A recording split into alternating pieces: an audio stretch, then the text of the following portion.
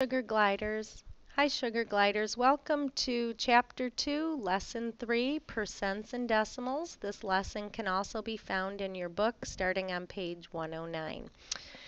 Today we are going to turn percents into decimals. I'm going to show you how and then I'll read the directions to you. So we already know that 56% means 56 out of 100.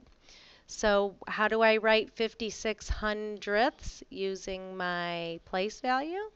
Just like that, 0.56. Here's my tenths, here's my hundredths. So pretty easy. So I'll go back to the directions so you know where to look back to find out how to do this. It says write the percent as a fraction with a denominator of 100. It's always going to be out of 100, so that's pretty easy.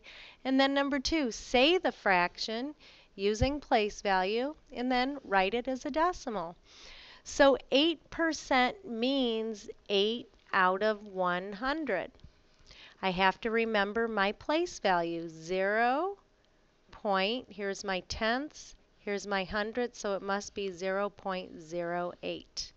Be careful that you didn't put the 8 in the tenth spot because that would say 8 tenths.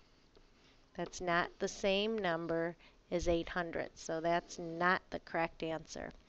All right, 2% is 2 out of 100. And the same thing with the 800ths. Find my hundredth spot, and 200ths is 0.02. Go ahead and try the next two, and then we'll go over them in class. And let's look at, go ahead and pause the tape if you need to. I'm going to keep going.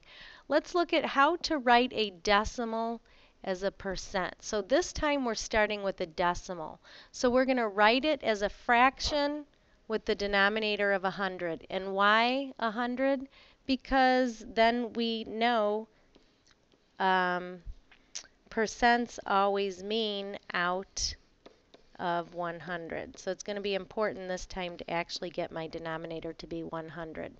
So the first one is 38 hundredths. It's already in the hundredth spot, so any number over 100, that's the percent, 38%. Look at my next number. We say it 2 tenths.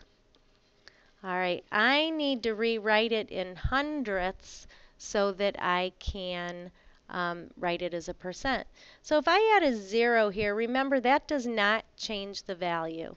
2 tenths, written as a fraction, is the same as 20 hundredths. How did I get that? I multiplied the numerator and denominator by 10. So these two fractions are equal. They're equivalent. That means if I have a decimal, I can always just add a 0 to the back of the number. So now I can say 20 hundredths. And as a percent, it looks like that. Okay, let's do 47 hundredths. It's already over 100, so it's 47%.